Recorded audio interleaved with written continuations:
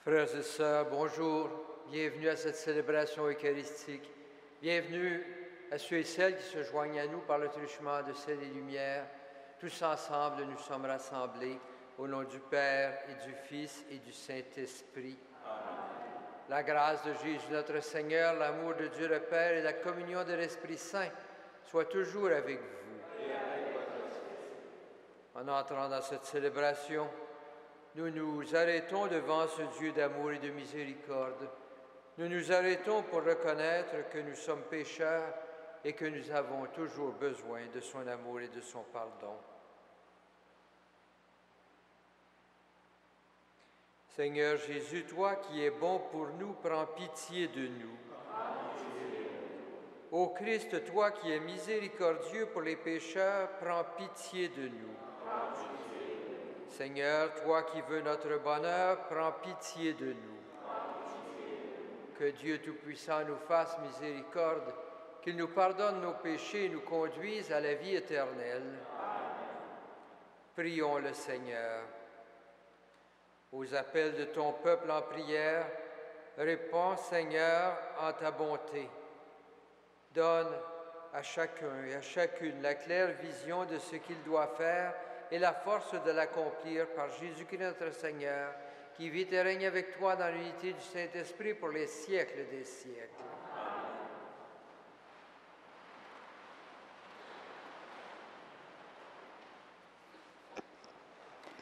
Lecture de la seconde lettre de Saint Paul apôtre à Timothée. Fils bien-aimé, tu as suivi pas à pas mon enseignement, ma manière de vivre et mes projets, ma foi, ma patience, ma charité et ma persévérance, les persécutions et les souffrances, tout ce qui m'est arrivé à Antioche, à Iconium et à Lystre, toutes les persécutions que j'ai subies. Et de tout cela, le Seigneur m'a délivré. D'ailleurs, tous ceux qui veulent suivre un homme religieux dans le Christ Jésus subiront la persécution. Quant aux hommes mauvais et aux charlatans, ils iront toujours plus loin dans le mal. Ils seront à la fois trompeurs et trompés. Mais toi, tu dois en rester à ce qu'on t'a enseigné. Tu l'as reconnu comme vrai, sachant bien quels sont les maîtres qui te l'ont enseigné. Depuis ton plus jeune âge, tu connais les textes sacrés. Ils ont le pouvoir de te communiquer la sagesse, celle qui conduit au salut par la foi que nous avons en Jésus-Christ. Tous les textes de l'Écriture sont inspirés par Dieu. Celle-ci est utile pour enseigner, dénoncer le mal, redresser, éduquer dans la justice. Grâce à elle, l'homme de Dieu sera bien armé. Il sera pourvu de tout ce qu'il faut pour un bon travail. Parole du Seigneur.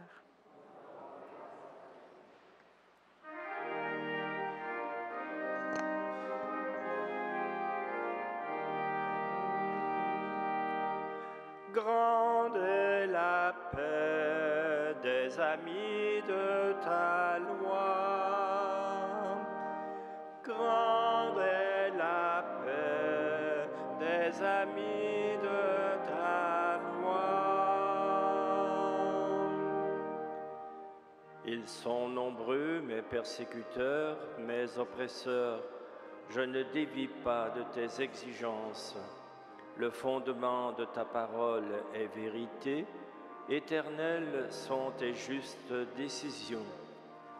Des grands me persécutent sans raison, mon cœur ne craint que ta parole. Grande est la paix de qui aime ta loi, jamais il ne trébuche. Seigneur, j'attends de toi le salut, j'accomplis tes volontés. J'observe tes exigences et tes préceptes, toutes mes voies sont devant toi. Grande amis de ta loi.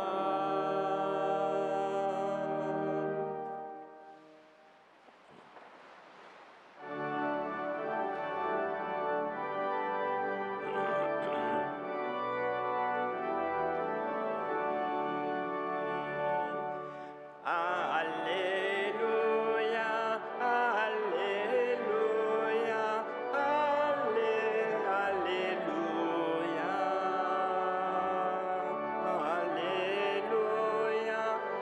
Alléluia, Alléluia, Alléluia.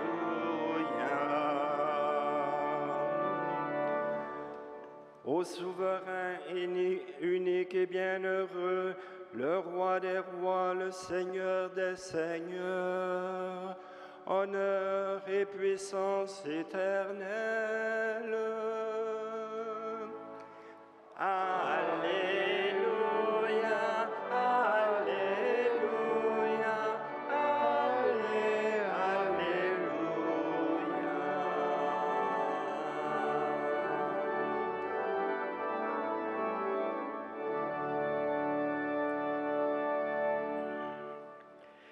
Le Seigneur soit avec vous. Et avec votre esprit. Évangile de Jésus-Christ selon saint Marc. Quand Jésus enseignait dans le temple, il déclarait « Comment les scribes peuvent-ils dire que le Messie est le fils de David ?» David lui-même a dit, sous l'inspiration de l'Esprit Saint, « Le Seigneur a dit à mon Seigneur, siège à ma droite, jusqu'à ce que j'aie mis tes ennemis sous tes pieds. » David lui-même le nomme Seigneur, d'où vient qu'il est également son fils. Et la foule qui était nombreuse l'écoutait avec plaisir. Acclamons la parole de Dieu. Louange à toi, Seigneur Jésus.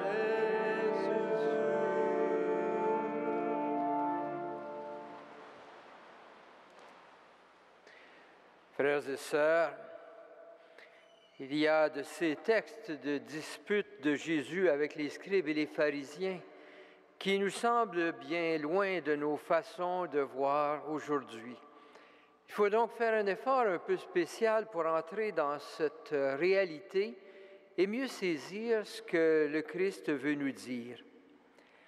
À travers tout son évangile, Marc invite ceux qui l'écoutent à mieux comprendre ce qu'est Jésus.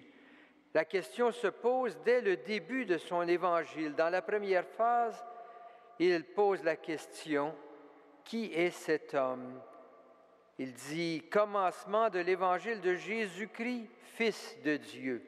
Voilà donc ce qu'il faut expliquer, que Jésus-Christ est vraiment Fils de Dieu. Et dans le passage suivant, lors du baptême de Jésus, la voix du ciel va dire « Tu es mon Fils bien-aimé ». Et encore lors de la transfiguration, la voix venue du ciel déclare « Celui-ci est mon Fils bien-aimé ». Voilà donc un thème qui revient. Qui est Jésus-Christ? Il est le Fils de Dieu. Les scribes qui rejettent le rôle messianique de Jésus voient en lui probablement un imposteur, quelqu'un qui prétend être ce qu'il n'est pas. Disant que le Messie est le fils de David, il continue à voir le Messie comme celui qui viendra rétablir le règne de David. Tout comme David, ce Messie devait établir un royaume d'Israël. Le Messie, fils de David, viendra donc rétablir ce royaume. Et c'est l'argument des scribes avec lequel Jésus se débat aujourd'hui. Mais Jésus sait utiliser les textes bibliques avec la même habileté que les scribes, une façon d'argumenter qui nous est étrange aujourd'hui. Selon la tradition, c'est David qui a composé les psaumes.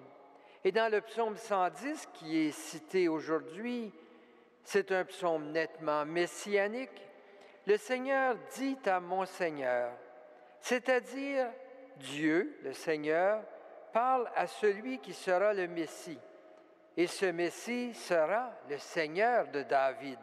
Le Seigneur, David dit, le Seigneur dit à mon Seigneur, et il parle du Messie. C'est ce Messie qui est appelé à la victoire finale, quand tous les ennemis de Dieu seront vaincus. Il faut donc admettre que Jésus, même s'il est descendant de David, est beaucoup plus qu'un descendant. Il est le Seigneur de David. Il est le Seigneur, le Maître de tous les humains. Cette dispute avec les scribes, qui peut nous sembler assez étrange, est pourtant importante. Nous pouvons y voir ces longues hésitations au temps de Jésus et même au temps de la première Église pour bien comprendre cette incroyable révélation que Jésus apportait. Le peuple juif avait depuis longtemps espéré que Dieu enverrait un messager, un Messie, une personne qui viendrait libérer le peuple. Et le peuple espérait et croyait fermement en ce Dieu unique, mais il était impensable pour le peuple de penser ce Dieu comme étant à la fois un Dieu Père et un Dieu Fils. C'était complètement en dehors de leur façon de voir et de penser.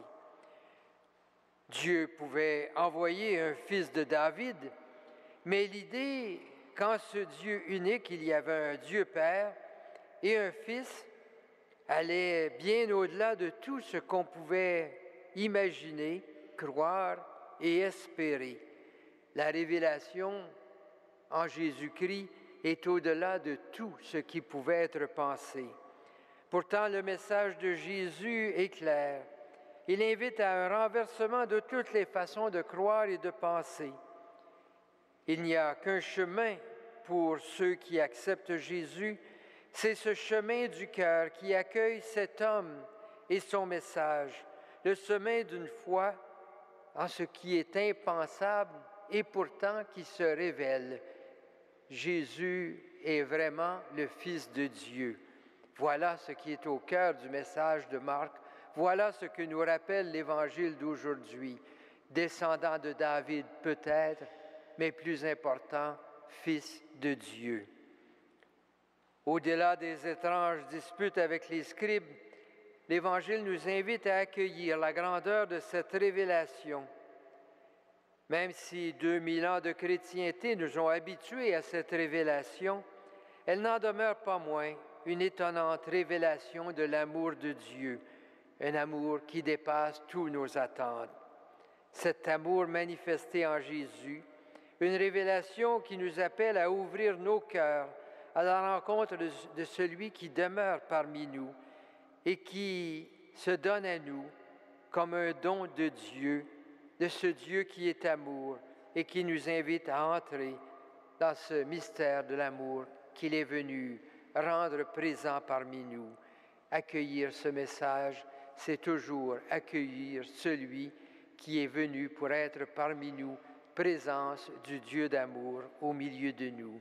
C'est lui qui est présent à nous dans l'Eucharistie aujourd'hui.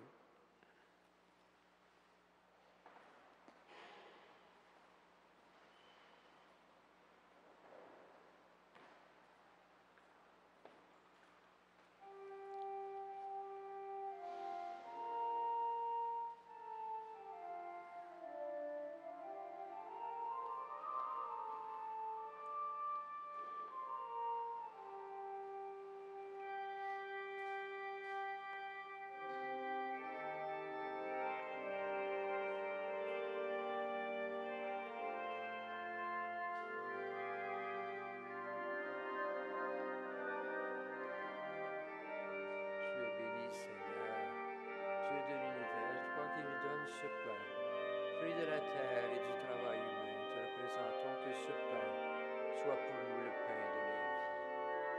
Soit Dieu maintenant et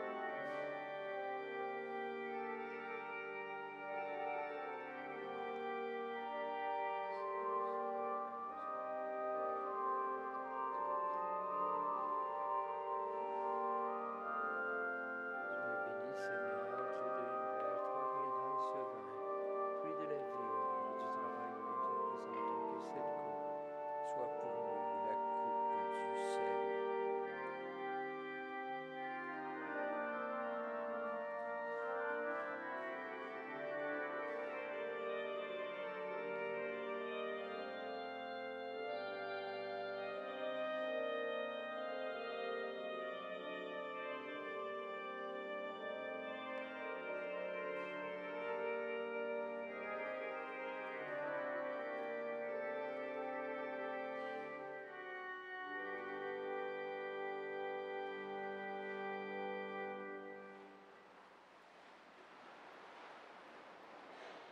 Prions ensemble au moment d'offrir le sacrifice de toute l'Église. Daigne accepter, Seigneur, l'offrande de ton peuple, qu'elle contribue à le sanctifier et lui obtienne ce qu'il demande avec confiance par Jésus le Christ, notre Seigneur. Amen. Le Seigneur soit avec vous. Élevons notre cœur. Rendons grâce au Seigneur notre Dieu. Vraiment, il est juste et bon de te rendre gloire, de t'offrir notre action de grâce toujours et en tout lieu. À toi, Père très saint, Dieu éternel et tout-puissant. Tu n'as pas besoin de notre louange et pourtant c'est toi qui nous inspires de te rendre grâce. Nos chants n'ajoutent rien à ce que tu es, mais ils nous rapprochent de toi par le Christ notre Seigneur. Lui par qui la terre et le ciel, avec les anges et les archanges, ne cessent de t'acclamer en chantant.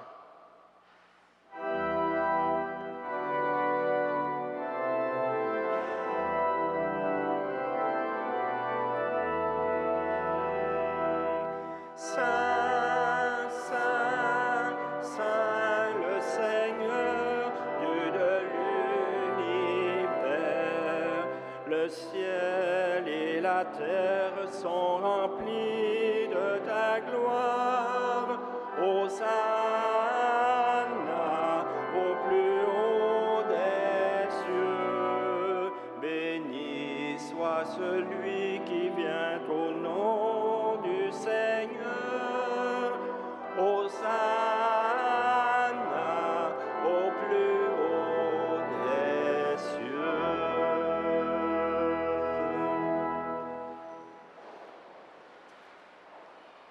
Toi qui es vraiment saint, toi qui es la source de toute sainteté, Seigneur, nous te prions.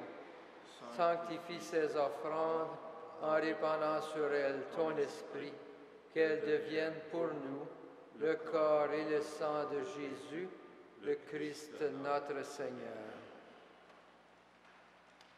Au moment d'être livré et d'entrer librement dans sa passion, il prit le pain, il rendit grâce, il le rompit et le donna à ses disciples en disant, « Prenez et mangez-en tous, ceci est mon corps livré pour vous. »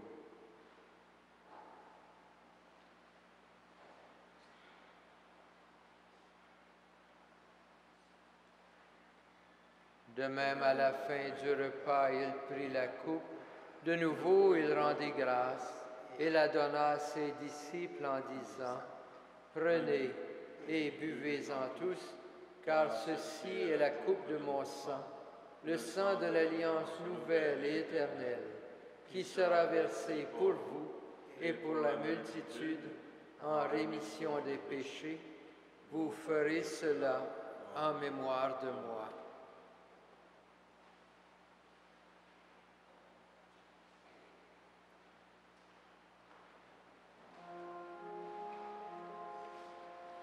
Il est grand le mystère de la foi.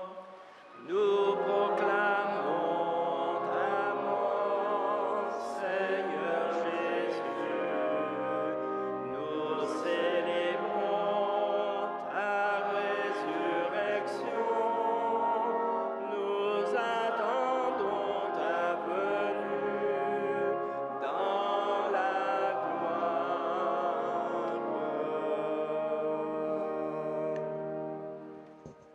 Faisant ici mémoire de la mort et de la résurrection de ton Fils, nous t'offrons, Seigneur, le pain de la vie et la coupe du salut. Et nous te rendons grâce, car tu nous as choisis pour servir en ta présence. Humblement, nous te demandons qu'en ayant part au corps et au sang du Christ, nous soyons rassemblés par l'Esprit Saint en un seul corps. Souviens-toi, Seigneur, de ton Église répandue à travers le monde. Fais-la grandir dans ta charité avec le pape Benoît, notre évêque Christian et tous ceux qui ont la charge de ton peuple. Souviens-toi aussi de nos sœurs, de nos frères, qui se sont endormis dans l'espérance de la résurrection, et de toutes les personnes qui ont quitté cette vie, reçois-les dans ta lumière auprès de toi. Sur nous tous, enfin, nous implorons ta bonté. Permets qu'avec la Vierge Marie, la bienheureuse Mère de Dieu, avec Saint Joseph, son époux, avec les apôtres, avec Saint Frère André, les saints de tous les temps qui ont vécu dans ton amitié, nous ayons parlé de la vie éternelle et que nous chantions ta louange par Jésus-Christ, ton Fils bien-aimé. Par lui, avec lui et en lui, à toi, Dieu le Père Tout-Puissant, dans l'unité du Saint-Esprit, tout honneur et toute gloire pour les siècles des siècles.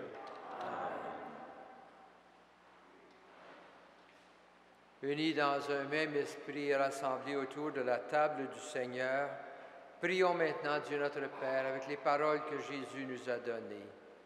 Notre Père qui es aux cieux, que ton nom soit sanctifié, que ton règne vienne, que ta volonté soit faite sur la terre comme au ciel. Donne-nous aujourd'hui notre pain de ce jour. Pardonne-nous nos offenses, comme nous pardonnons aussi à ceux qui nous ont offensés, et ne nous soumets pas à la tentation, mais délivre-nous du mal. Délivre-nous de tout mal, Seigneur, et donne la paix à notre temps.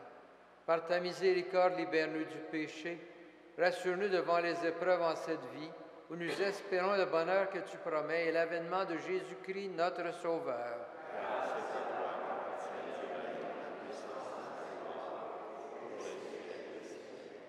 Seigneur Jésus-Christ, tu as dit à tes apôtres, je vous laisse la paix, je vous donne ma paix. Ne regarde pas nos péchés, mais la foi de ton Église. Pour que ta volonté s'accomplisse, donne-lui toujours cette paix et conduis-la vers l'unité parfaite, toi qui règnes pour les siècles des siècles. Amen. Que la paix du Seigneur soit toujours avec vous. Agneau de Dieu, qui enlève le péché du monde, aie pitié de nous. Agneau de Dieu, qui enlève le péché du monde, aie pitié de nous. Agneau de Dieu, qui enlève le péché du monde, pardonne-nous.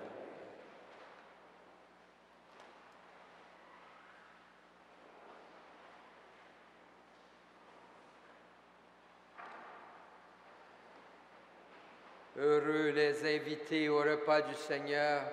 Voici l'agneau de Dieu qui enlève le péché du monde. Seigneur, je ne suis pas digne de te recevoir, mais dis seulement la parole et je serai guéri.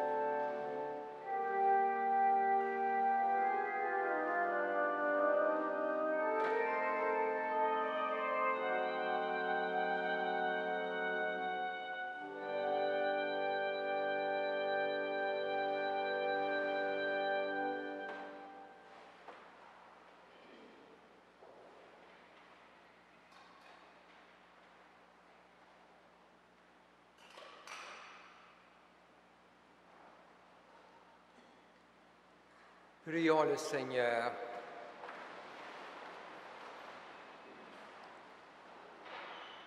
Nous t'en supplions, Dieu Tout-Puissant, toi qui refais nos forces par tes sacrements, donne-nous aussi de pouvoir te servir par une vie qui te plaise, par Jésus le Christ, notre Seigneur. Amen. Le Seigneur soit avec vous. Et avec votre esprit. Que le Seigneur, le Dieu Tout-Puissant, vous bénisse, le Père, le Fils et le Saint-Esprit. Amen. Frères et sœurs, que Saint Joseph et Saint Frère André vous accompagnent au long de ce jour. Allez dans la paix et dans la joie du Christ.